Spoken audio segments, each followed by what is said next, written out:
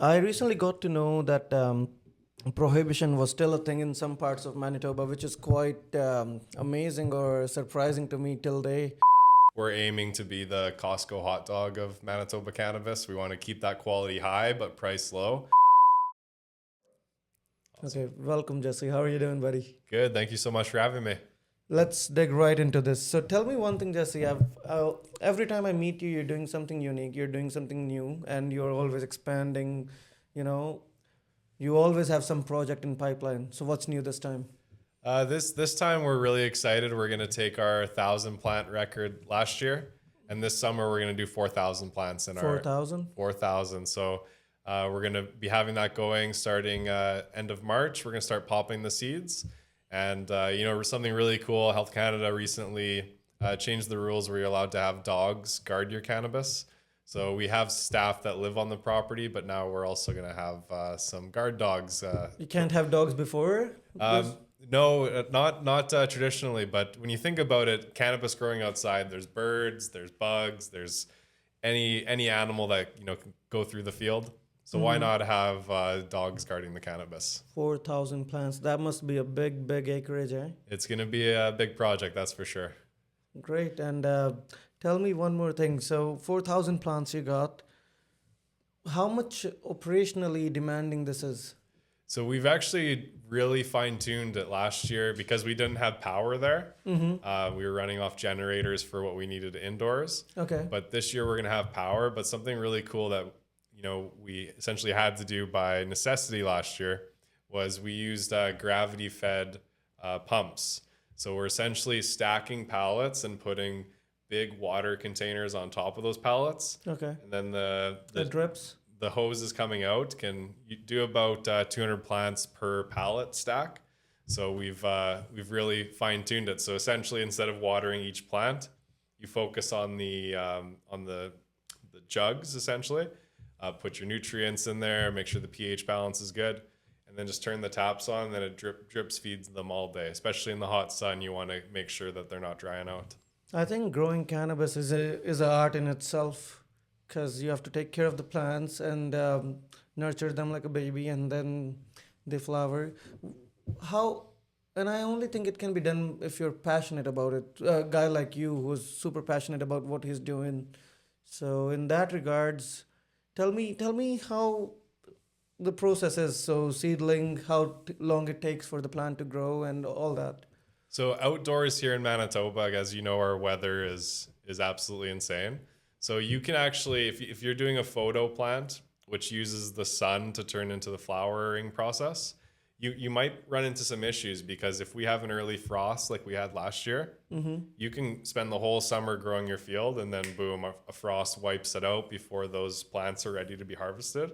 So we're using what are called auto flowers. So auto flowers are genetically modified so that as soon as they hit 75 days-ish, they're flowering from the day that you pop them.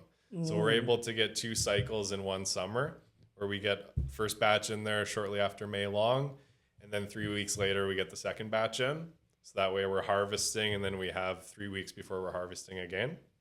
But what's nice is you can kind of time it out, give or take 5 days from that 75-day mark, from the day you're pop into the day that you're harvesting, as opposed to hoping that the weather holds out so that these can properly mature, like in a photo. So the seeds, the photo plant requires sun or and So think about it like this. Let's say you're growing inside at your house, and you have the lights on 16 hours on and 8 hours off. That's simulating summer. So the plant will stay in that veg stage until the sun starts going closer to 12 and 12 on, 12 off, because that's starting to simulate fall. So those plants are like, okay, winter's coming. I need to seed so that I can, drop offspring, and then next year they come out. Now they seed when there's a male in the area, so the male pollinates them. But obviously we don't want seeds, we want flowers. So like the cannabis flower. yeah. So keep males away, and then when they go into their flowering stage, since they're not being impregnated, essentially, they're producing the flower that we enjoy so much. So with autos, though, they're traditionally all like you want feminized seeds. So that's when scientifically you're identifying the breed, or sorry, the species, and the gender of the seed. So you're seeing if it's a female, get rid of the males, pop those in, and hopefully 75 days later you got a luscious harvest. This is very interesting stuff. I never thought there's this much science that goes behind growing cannabis itself. Well, I mean, you can do trial and error, but the thing with cannabis is, like for a photo, for example, could be 3-4 months of growing. And if you don't know what's that seed is, you might be a month in and boom, it's a male. It's like, okay, you could either let it grow or destroy it and start again. So with photo seed, you don't know if it's going to be a male or feminized. So with photo and auto, Yeah. if when you're growing, you want to aim to get feminized seeds. So that way you're identifying that the seeds are female. Most of the time they are what they are. Sometimes you get some males that sneak in there. But those Sneaky males, eh? yeah, sneaky males. You want to aim for the females for sure. Interesting. One more thing. So out of 4,000 plants, it's all outdoors, or? All outdoors this round. And I've heard some companies take this route where they grow indoors. Why did Toba decided to grow outdoors? So we have a lot of local partners that grow indoors for us. Okay. But for scale and for like a lot of our value pre-roll products or value milled, like our Militoba, having thousands of plants that we can grow outside using the beautiful sun as opposed to electricity, just adds to our product offering. So we're doing a whole revamp of our entire warehouse of moving from the traditional you can't see anything all blacked out to here's all the weeds. So we're very excited about that. Yeah. I think on the retail end, it's helping customers to make decisions faster. They look, because a lot of buying is visual, right? Exactly. And now that they can see the product, it makes everything different. Yeah. Yeah, if you're going to the grocery store wanting to buy a steak and the steak is in a black jar, kind You're of hard to suspicious, yeah, yeah. exactly, yeah. And it turns out this is the only industry, in my hindsight, that packages it in black and you can't see what you're buying into. Well, actually, there's arguments that light degradation. So if the light is hitting the cannabis, it could affect the potency or the smell. But that's here or there. It's not really proven. That's why you're kind of seeing some companies are going full clear, some are going full Translucent. Kind of. translucent, or a little foggy, or some are just staying where they're at. What path you're taking? We're very focused on the value front, so we're going full clear to really show what's in there. We're aiming to be the Costco hot dog of Manitoba cannabis. We want to keep that quality high but price low, but we also want people to see what they're getting into. I remember first time I met you 2 years ago, you said me the exact same line you're saying me right now. You want to be the Costco hot dog of Manitoba. Have you had a Costco hot dog? Yes, I haven't had the hot dog. I have the pizza slice, but The pizza there is pretty similar, good as well. Yeah. But they're always keeping their price for the everyday person. Keeping that price low but quality high. I remember being a little kid, my mom pushing me in the cart at Costco, and that would always keep me quiet. Just give me one Costco hot dog and good to go. Interesting. Tell me this, Jesse. How did this all started? If you want to give some backstory to whosoever is watching, how Toba became Toba, where are the origins, what's the root of this whole empire that you're building? Absolutely. So I got into the cannabis industry in 2016.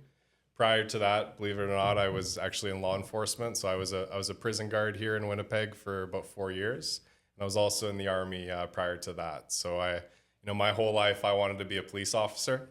Then I had a very violent experience at the jail I was working at, and how that all unfolded really changed my mindset. And I actually used cannabis to heal my physical and psychological damage from that incident. And my whole life, cannabis was always a gateway drug. Can't do it because I want to be a cop. All of the stigma around it. Then seeing the benefits of it firsthand, watching it help me in the healing process, and then. I didn't want to go back to law enforcement after that. So I started researching cannabis companies online.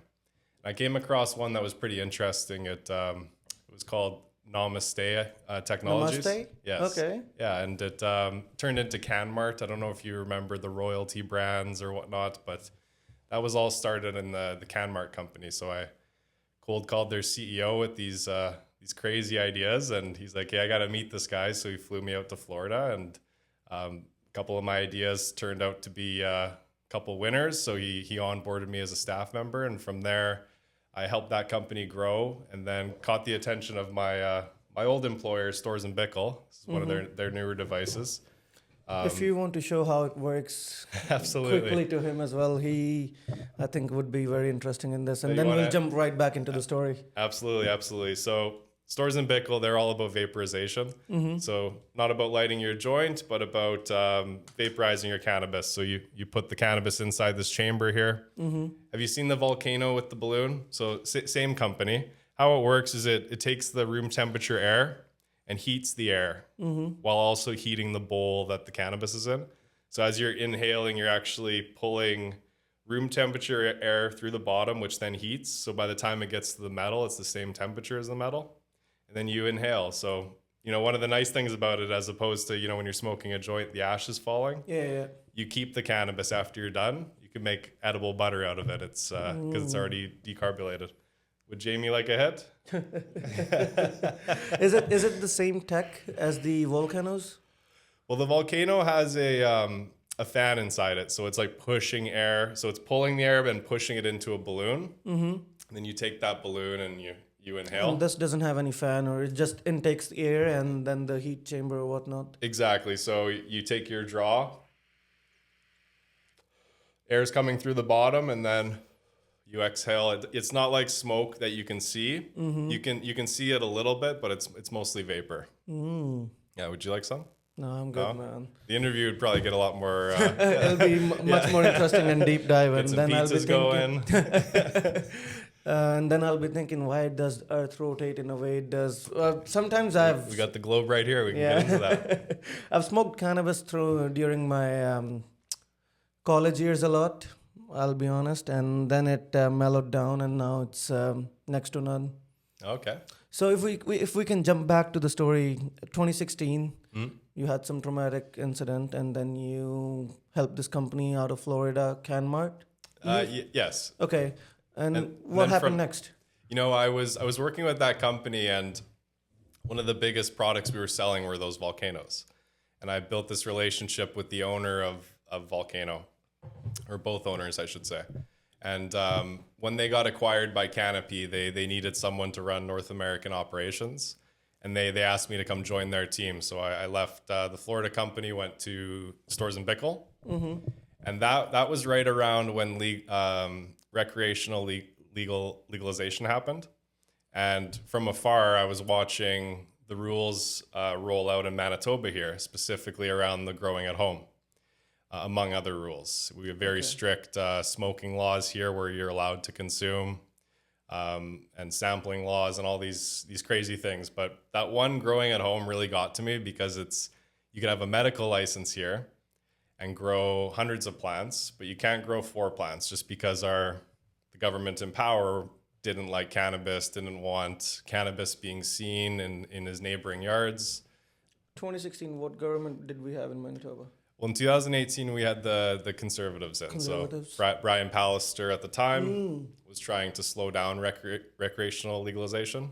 He was advocating to slow down the whole country. So from afar, I was watching this happen, and it really bugged me. And I remember speaking to my employer at the time, Canopy, and they're like, "Well, we don't want to get involved in this one, but you're more than welcome to do it on your own time." So at that point, I started looking for lawyers and interviewed about 15 different law firms and came across one that was really interesting. So we started working together and launched a claim against the Manitoba government. So it had to be me personally, because I'm a Manitoba citizen. I want the right to grow 4 plants at home, as do a lot of Manitobans at that time that I was connected with. So we launched the claim. To the government's surprise, they were not expecting someone to sue them over the 4 plant ban, but we took that on head on. Interesting. So last time we talked, you were telling about the update on the Winkler thing. Do you have an update now? So with Winkler and Steinbach, we approached the both city councils.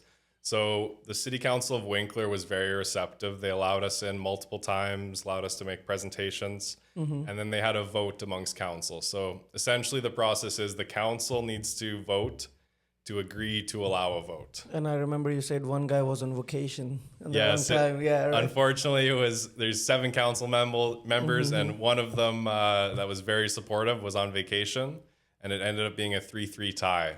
Oh, And unfortunately, I'm a hockey guy, so when there's a 3-3 tie, you go to overtime. But with this, it's defeated, unfortunately. And then with Steinbach, it's been complete no communication. with the council, no communication at Yeah, all. they're not allowing us in to make a presentation. They voted no unanimously. So very, very different city council But experiences. why do you think these councils or these municipalities don't want this cannabis in their community? There's a deep-rooted hate for cannabis in amongst a large population of people in those cities. It's liquor has only been around there for over 10 years. So that took 4 different rural elections to get done. So kind of the timeline on us pushing forward, because to answer your question, the update is we're moving forward with a petition in the start of April. So a petition inside each of the cities, Winkler and Steinbach, Okay. and we need to get over 20% of the voting population to sign. So that's thousands of people we need to get signatures on in order to force a vote. So to give some context, federal federal voting is every 4 years. Provincial voting is every 4 years. Cannabis has not been a topic of voting since 2018 in these cities. So, Okay. so because the city council has stigma against cannabis, Yeah. they're essentially forming a dictatorship of cannabis. So this will be, 8 years since the last time they've voted. Since they're trying to block it, they're trying to push it to year 12 since it was last voted on. So we're here for the thousands of people that voted yes to having stores in those cities. We're here for them. And you're doing a good job, man. Doing all this advocacy for all these stores and activism. I recently got to know that prohibition was still a thing in some parts of Manitoba, which is quite amazing or surprising to me till day. Because when you talk to people and talk about prohibition or no alcohol in some areas, they think of 1940s or 1920s when prohibition was a thing. And now with cannabis, we're going through the same thing, I think, in some aspects. If we come back to this whole helping the company build to the level and then they got an exit, I remember you told me about. When did it came prevalent to you that, okay, I want to do my own thing now? Let's start my own stores or warehouses and become a distributor myself. So that was in 2021. So that's when we were already in the lawsuit going on year 2. And that at that time I was very new to the Manitoba cannabis industry, but have been a veteran of the cannabis industry overall, because I hadn't done much business in Manitoba, mostly in the States and Europe and across Canada with e-commerce.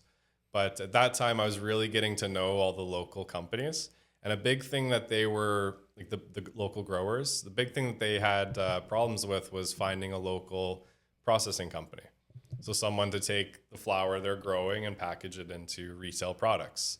There was only one company doing it at the time, and it was that was Delta 9, and there was no one else really doing it. So I started working with these local growers first to launch a not-for-profit pre-roll, which we were buying flower from them and selling to the Manitoba dispensaries through CanMart, the company I mentioned earlier.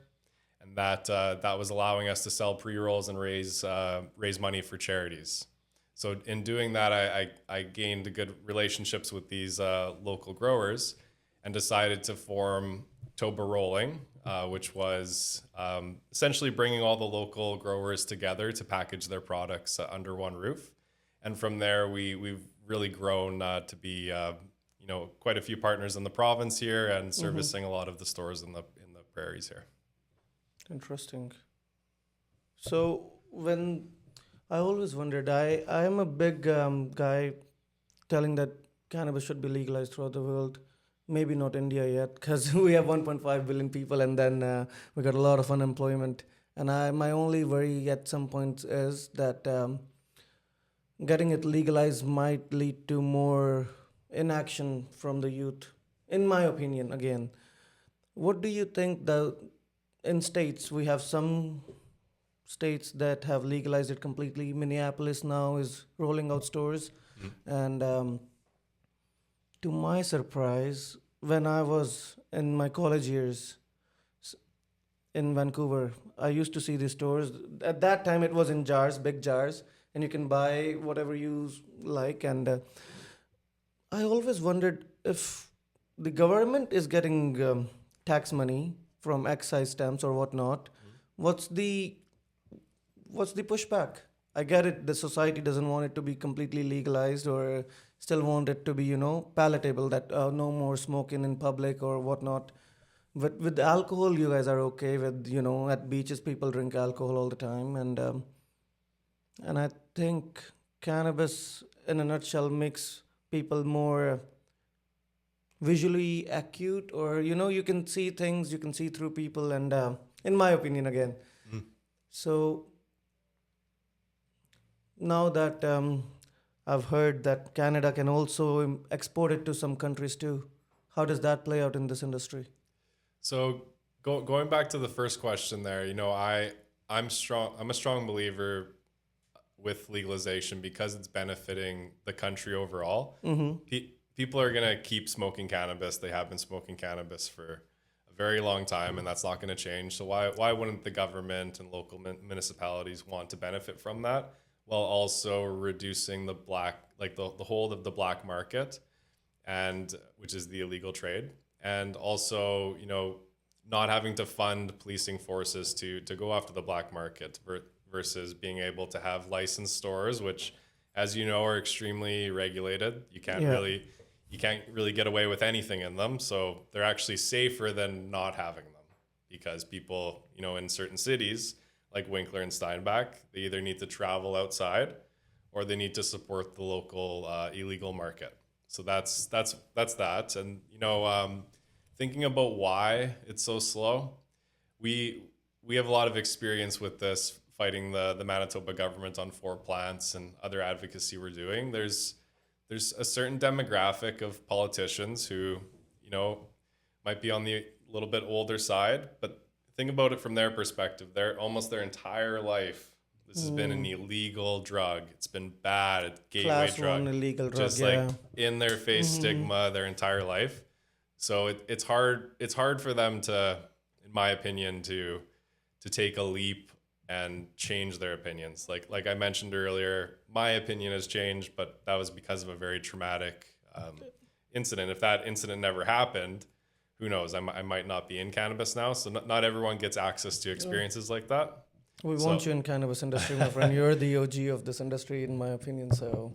Oh, well, thank you so much, and we really do appreciate the friendship and partnership we've built here, and exporting cannabis. So that's really interesting because Canada as a whole grows some amazing cannabis, like from coast to coast, Quebec, BC, everywhere in between. It's just absolutely fantastic. So if we're able to share that with the world, just like when you're walking through an airport and you're going through like past customs, and then you're in duty free, and there's all this crazy alcohol you don't have, or these, there's makeup, there's chocolates, there's all these things. Yeah. To see cannabis in there one day, like you're walking through there, it's like, boom, here's a strain from Jamaica or one from Australia. And that I think is going to be something truly beautiful once we're past all this stigma. But for that, the whole world has to legalize it to some point, eh? Well, hopefully we're leading the charge with duty free once we allow import. Because right now, That's a hot topic. Canada is the largest exporter of cannabis. Believe it or not, UK also exports a lot of cannabis. They have for a long time. They have these medical cannabis companies that have been exporting to the States for over 10 years. But once we're able to import, so if we're able to import strains from Jamaica, strains from Thailand, let's yeah, say. Yeah. exactly, like that'll be very interesting. So we are exporting right now. So that means we have surplus of cannabis here. We definitely do have, not as bad as it once was. But that surplus has definitely come down. But it's a great way for growers because you're not paying excise tax on those So there's no sales. excise on exports. No, it's and That's kind of odd. You're charging excise within the country, but when the exports are happening, you're not charging excise to the country on the import side. that's correct overall. There's still other taxes and fees, but Okay. I think it's great for the industry because growers they've been growing for so long here and have been taxed with local sales tax. So for them to be able to get more revenue with less cuts, I'm all for. Don't get me wrong. I'm of the opinion there should be no excise in first place. Let the market do its own thing. Have a free market and let the supplier and the seller and the buyer decide where the price stands and who's willing to pay how much, and that's the first fundamental of any free market, that don't shove regulations where you don't need it. Right? I get it. Medical industry, you need regulations. Cannabis, okay, it's a controlled substance still throughout the world, and just to keep it palatable for the audience that don't, or the people that don't smoke, they want to make it. The politicians, in my opinion, wants to portray it in a way that we legalize this thing, but we are still keeping it within the certain framework. So that way the larger audience feels okay, that's fine, I'm cool with that. But if you want to make it wild wild west for the cannabis, some people would be like, oh, hold on, I don't want this much openness for this stuff or whatnot. So what are your thoughts on regulation? Let's say, how much regulation is good, how much is too much? Well, I'll start with what's too much. So let's take a single ounce, 28 grams sold at your store, for example. Right off the hop, let's just say this is an ounce. Right off the hop, there's $28 of excise tax, dollar a gram. Okay. Then there is the provincial board markup. So here it's called MBLL, but other provinces, they have their own boards. So then there's a markup on top of the price that now includes $1 a gram excise. Then, of course, the stores need to make their margin. Then there's sales tax on top of that. So when you're essentially, that initial excise tax is being taxed twice after that. So the government's making tax on tax. From our perspective, to get excise stickers, we need to give a cash deposit to the CRA or put up property as a collateral. So we need to give them cash or collateral, so that they can give us stamps that we then pay $1 a gram excise on those stamps every time we put it on a product. And then, like I said, there's the board markup, then there's sales tax markup.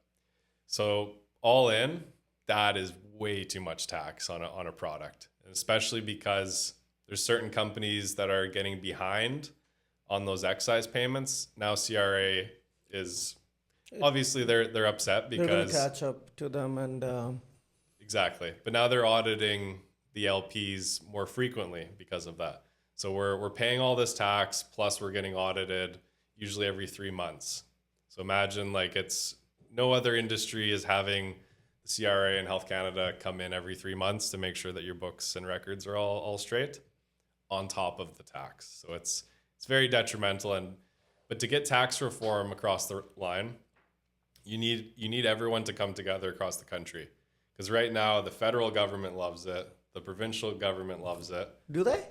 Absolutely, absolutely. They're making a lot of money, eh? lot of tax revenue. So to get the government to change course and to stop making that much on something that they've legalized to our benefit, it's going to be tough. But I think together as an industry, if we all come together, it is achievable. I was talking to Tommy from Keef, and he brought up this very cool point. He said, I asked him, what would you like to see a change in this industry? And he said, universal stamps throughout the Canada would be a big deal if interprovincial trades are open. It'll allow Manitoban growers, Manitoban suppliers, or microprocessor to sell their product in BC without any extra regulation or extra steps to take. And what do you think about that? Oh, that would also be amazing because right now it's if you want to sell in every province, you got this rainbow of stamps in your vault, and you gotta make sure. And like I mentioned, that deposit to CRA, if you want more stamps, you got to give them more deposit. So if you want to get more stamps so that you always have inventory for every single province and territory, that's a task for sure. So I'm all for the one stamp across Canada. Last I heard that the MBLL had 11% markup. Is that still true or has it gone up? No, that's still their markup. They would definitely have to reach out to the whole industry in the province here to alert of another increase. So they can't just go overnight, oh, 15% now. I don't want to say they can't, but they definitely should notify people if they're doing that. But I mean, we saw with the last increase from 9 to 11 that they can. Did it get any backlash from the suppliers? Well, it's on the supplier side. It didn't change much for us. Obviously, it changes because they mark it up after they take from us. But of course, we like after they take possession of the product, I should say.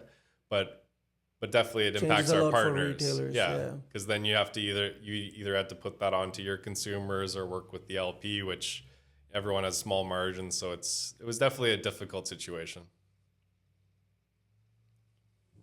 Interesting, man. I mean, the federal legalization of cannabis in Canada, and still we have so many regulations around the market. So you say excise stamp 28. Can you explain that in more detail if you would like?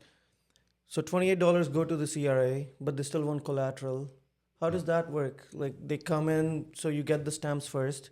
You have done the collateral, and then how many stamps that you use? Do they send you an invoice or? So how it works is at the end of, let's say, February, for example. At the end of March, our CRA reporting is due for February. And it's at that point we tell them, okay, this is how many grams we packaged, how many we sold, how many we destroyed, all that fun stuff, and how many stamps we used. So let's say your limit is for easy numbers, 100 stamps. And they send you 100 stamps. You can't order another 100 stamps until you've used those or used a portion of them and reported that you used them. So they never want you to be able to, let's say your limit's 100 stamps. They never want you to have like 10,000 unused stamps. So they keep it very, very tight because there are penalties up to $30 a stamp for every stamp that goes missing. So if you lose a roll of 1,000 stamps, that's 30 grand of fees. So For a piece stamps are, of paper, eh? yeah. And even crazier, going back to the origin of the stamps. So CRA, they have the stamps themselves, but they're just pieces of paper. Then you need to pay this a third party company to make them sticky. But then CRA, you need to use Brinks to transport them from CRA to that third party. So it's just fees on fees on fees to make these things sticky. And then when you get them, as soon as you apply them, 30 days later, you owe the excise on those, even if you don't sell them. So for example, if you're making 1,000 cases and you want to have that on inventory for the next 3 or 4 months, you still pay excise on the 1,000 cases after you stamp them 30 days later. So you could be having paid excise, but still have product you haven't sold yet. So it's definitely detrimental to cash flow.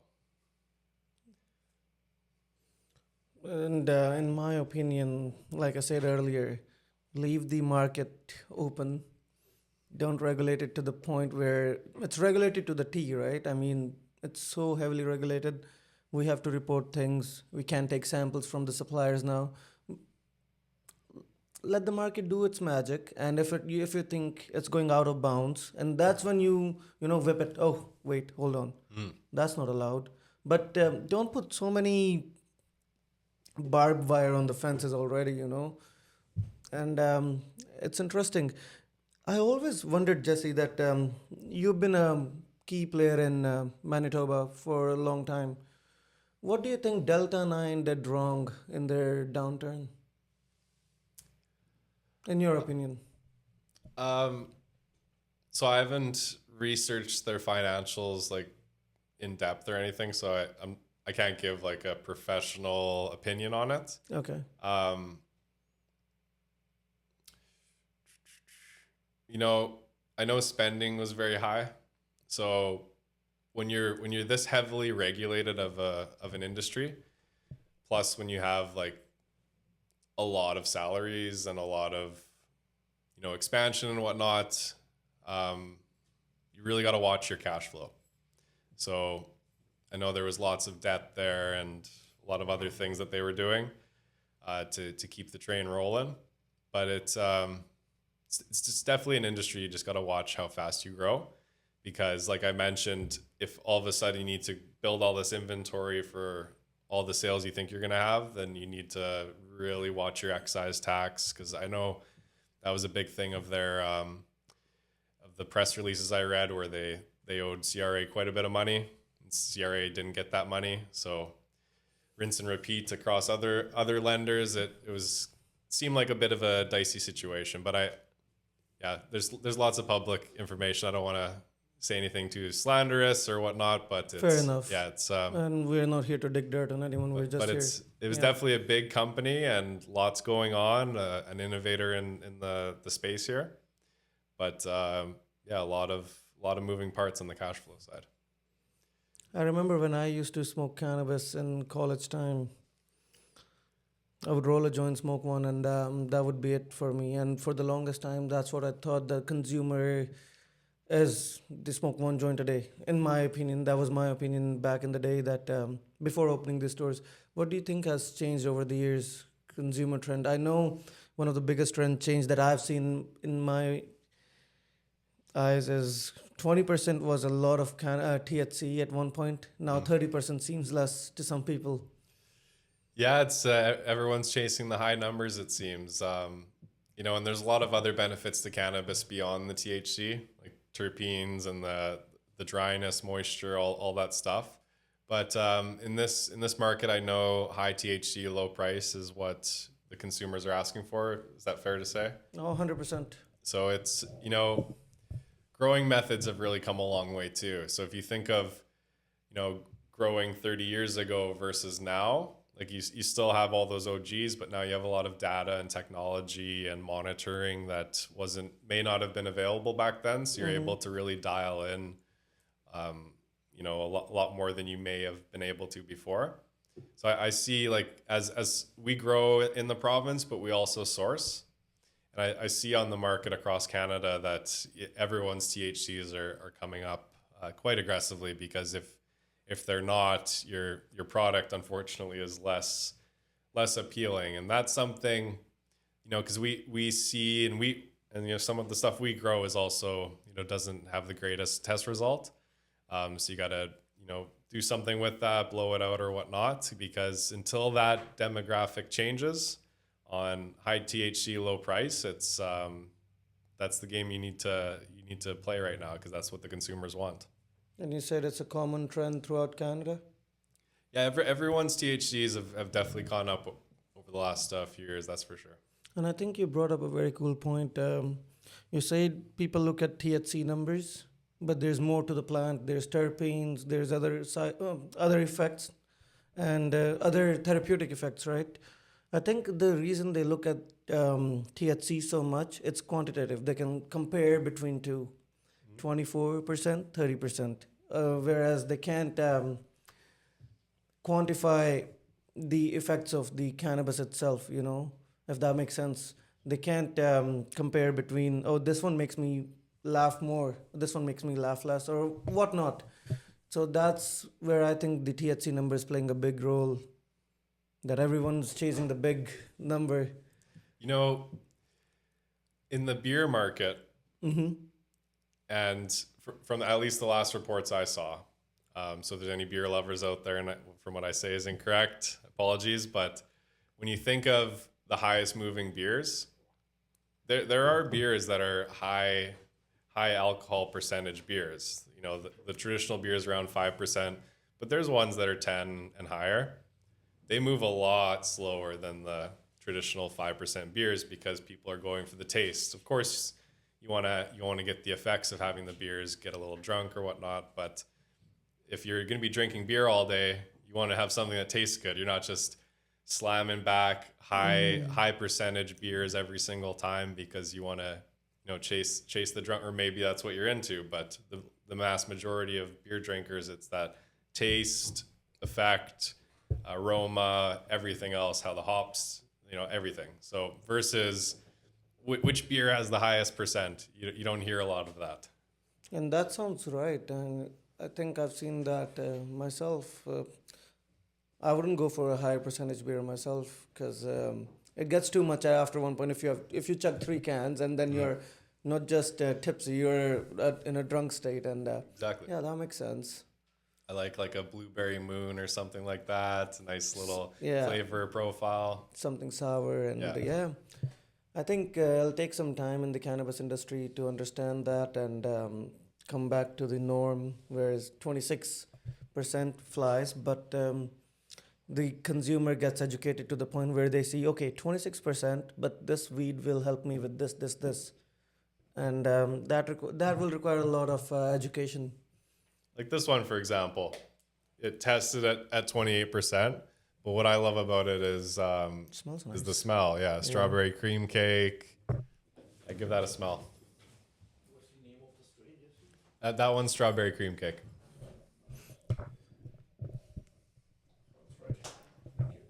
I'll leave that for you guys to enjoy. Thanks. Yeah, A personal gift from one adult to another, in case any agencies are looking. but yeah. Do they come after you a lot for even giving samples out? So in the province here, we're technically not allowed to. Okay.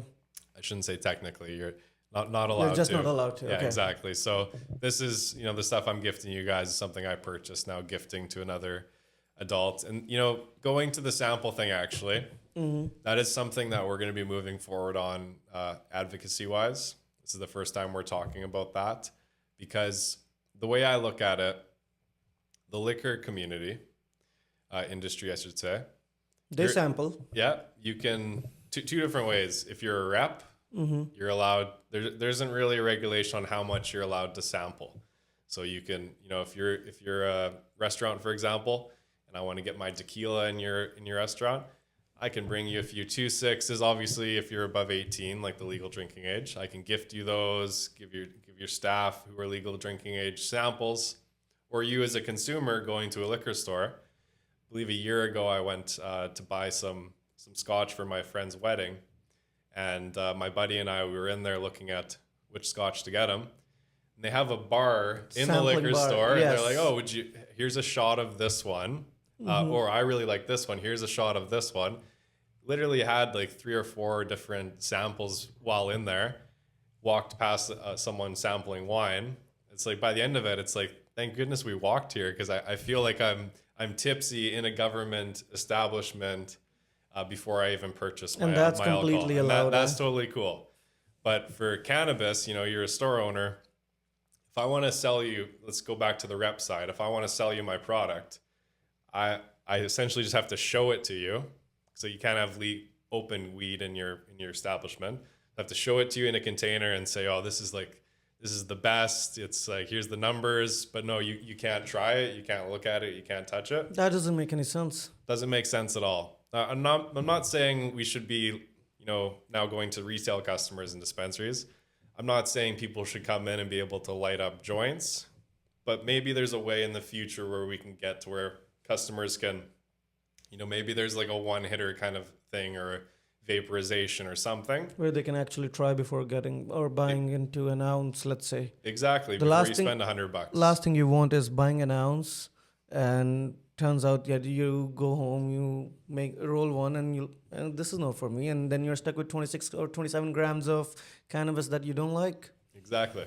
I think part of the problem is social acceptance. The more gradually the weed gets socially accepted, like alcohol is today, in parties and gatherings or whatnot, the more events cannabis can have of their own, it'll allow for more social acceptance, and then it can, you can showcase government as, okay, look at this. People are having fun. They're not making any nuisance or whatnot. They're not causing any hindrance to anyone's life. They're moving on with their own life, having fun. What's wrong with that? Exactly. And that's when the government will be more inclined towards the changes that you want to bring in this industry. You know, even like getting to the sampling for your retail customers, allowing, so for example, when I was working for that company out of Florida, I did some traveling around the States, and there's some dispensaries in California, for example, Yeah. that had adjacent to them a consumption lounge. So they do this thing where you can buy half a gram joint of Yeah. something you might want in an ounce, go next door, sit in the lounge, smoke it, then come back and say, okay, I did like that, or no, I didn't like that. So having something like that in this industry, allowing consumption lounges, would be incredible. So I know people are probably thinking, like, who are against it, oh, it's gonna smell, oh, all this stuff. But if the government just instills you need to have carbon filters in this establishment, You can have systems that Exactly. can, air filtration systems. Exactly. Yeah. You brought up a very cool point, and I was about to say that myself. I was in Vancouver, and we saw these consumption lounges for the first time, and at that moment, my expression was, this is very cool. Beers have consumption lounges. We have bars all over the country, and it'll be fool of the government if they don't allow this eventually, because this will be a big boost to the economy, in my opinion. And tourism. Yeah, and tourism. You look at Amsterdam, you look at these cities in Europe that allows consumption lounges, and tourism there is booming. Not just because of that, because of other reasons too. But that plays a big vital role, I think. Oh, absolutely. For certain demographics, for sure. And you know, if we're allowing that here, for example, like alcohol, you Yeah. can go to a store, you can go to a restaurant, you can go to like a concert and enjoy it. So once we start getting to that point, just got to worry about the smell at certain events. And once we get around that, I think we're in the home stretch. Interesting. I saw this video. Vice News. Yes, yeah. Yeah, they did this very cool documentary about. I don't know if there was in Venice, Amsterdam, what city of Europe. They had these boats where you can smoke. Puneet, if you can find that, I want to show you this video. It's That's pretty cool. Yeah, so they go on these boat tours, and everyone's smoking weed. Like you can light up a joint, have fun in this river. That's kind of cool. But over here we have so much regulations. I don't think that's coming anytime soon. Get into international waters, maybe. What do you say international waters? What do you think about what's going on with the world? Do you pay any attention to it or no? I like to stay in the gray zone on that. It's definitely focusing on our company, and when I'm not focusing on that, I'm focusing on family. But I'm definitely not a well versed in global politics at the moment. Yeah, and I try to stay away from it as much as I can, but every now and then I'll be dragged into it and look into what's going on and all that. But I think they want to keep you in a constant state of fear most of the time because that's beneficial for them. If Never no, a no, dull no. moment, that's for sure. If you can search Vice boat, cannabis boat in Europe tours. What were you saying? I'm having a weed hiccup now. I forget the Oh, last thing you I was need saying. water or something? Yeah, actually, Go I'll have some down. water. साथ में can you write Europe?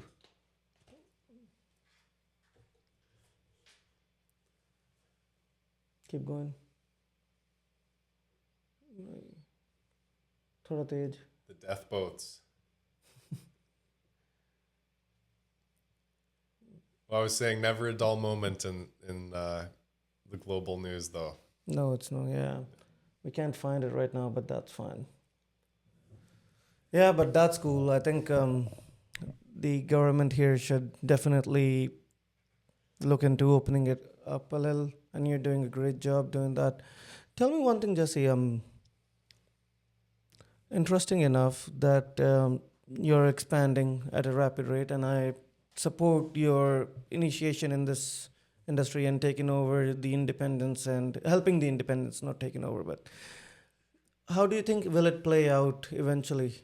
Sorry to interrupt. I guess I found it. This one? Mm, nahi. No. That's fine. That's fine. Okay. Yeah. Weed on a boat. I like that. Yeah, I saw this. It's from Vice, and it's kind of cool video. I'll send it to you. Oh, please do. How do you think will it all play out eventually with all these stores opening up? Like, how do I think the Manitoba market's going to play out? Yeah, All I hope is, that the government really takes a look at stopping monopolies from forming. That'd be the one thing I really hope works out, because the last thing we want is, big conglomerates coming in and, essentially overtaking the hard work that a lot of the independent retailers have done. So, having like BC, for example, they have a really nice cap on how many stores you're allowed to own. So I think that'd be really beneficial for the industry here overall, as opposed to, allowing certain monopolies to grow. How it all will turn out, like hopefully remains like a free market, and I love innovation in the space, so it's really cool seeing some of these new products come out. So I really hope we just keep on the friendly, non-monopoly path. yeah, that'll be awesome. But looking at the trend in all other industries, you find that monopolies do eventually form in Canada. You pick up grocery, there's monopoly, telecom, healthcare is universal, but there's few labs that we have, Dynacare and all that. So I think it's inevitable. A big force will come, try to take over independence. Where we stand at Topagrown is we're for and with the independents, because that's, I believe that's where the passion comes in the space, not jacking up store counts, and really focusing on the customers, and you're getting your loyal following amongst the independent stores. Like that's what we're all about. Yeah, and I see that going with the big guys makes sense to me. Let's say those big national brands would give you, quality product, let's say, and then Toba comes in, gives you quality products, and on top of that, gives you extra good customer service. Your reps would come in and talk to us very nicely. That's a personal touch, right? Which these big companies are missing. Yeah, in that sense, Toba is doing a great job, I think. Tell me, Jesse, when you started all this, what were a few challenges that you faced? Let's say hiccups during your journey, opening this up, establishing this up.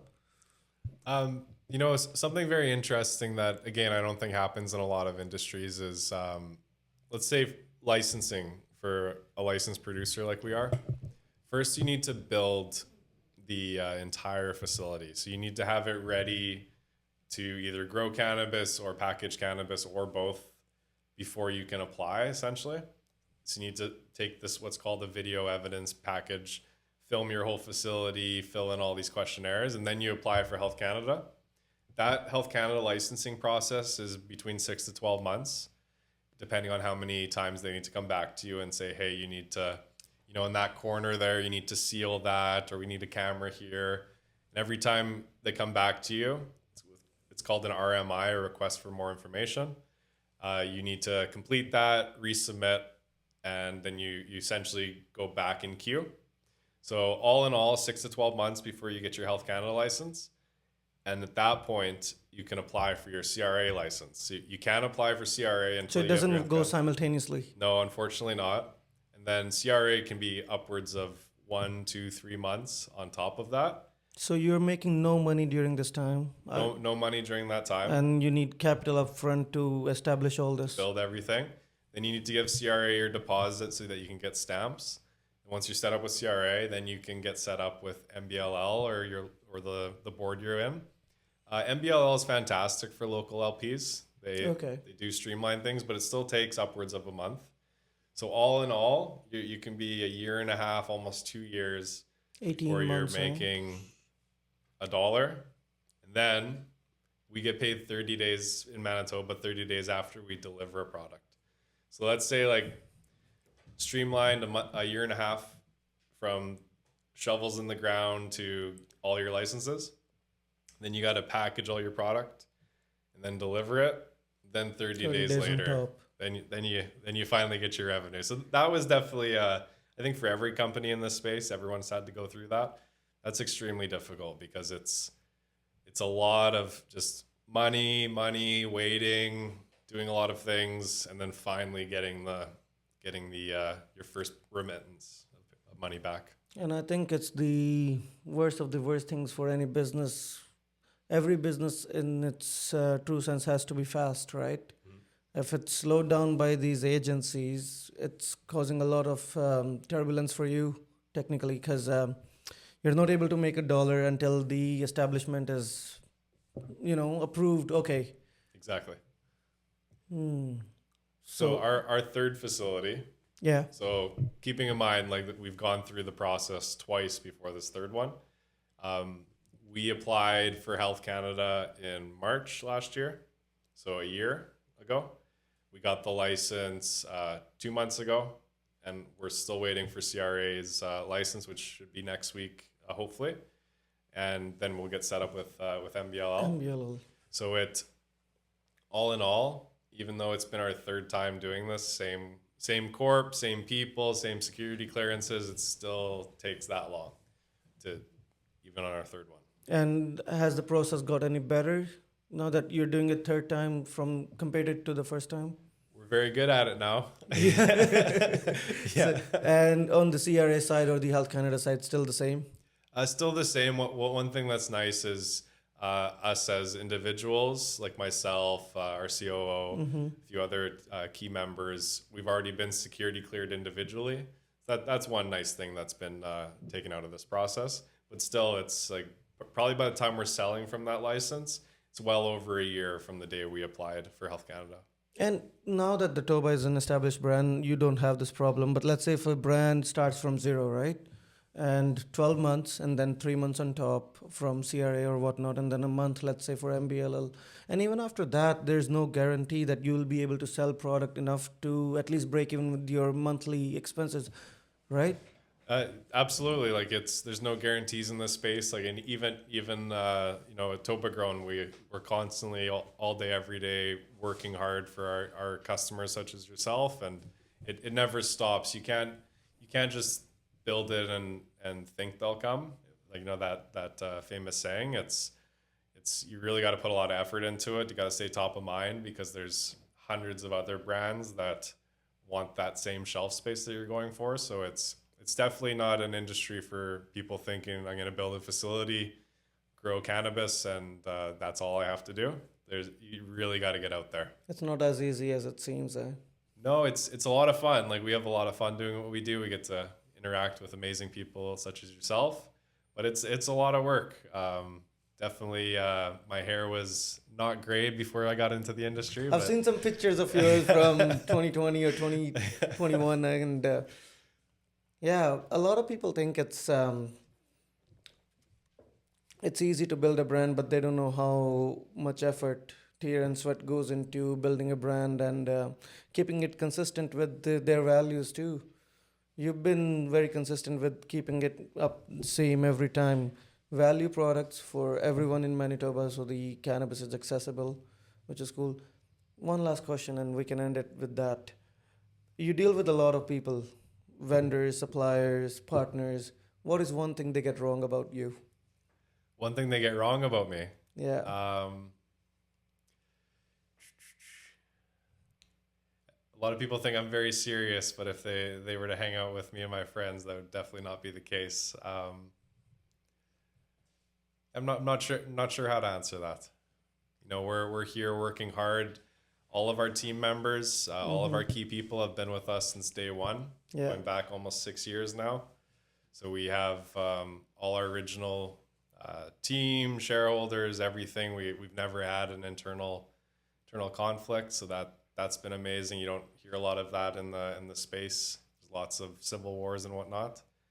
And no, we're just here to keep bringing quality products to Manitobans at an affordable price. And you know, this summer we're really excited.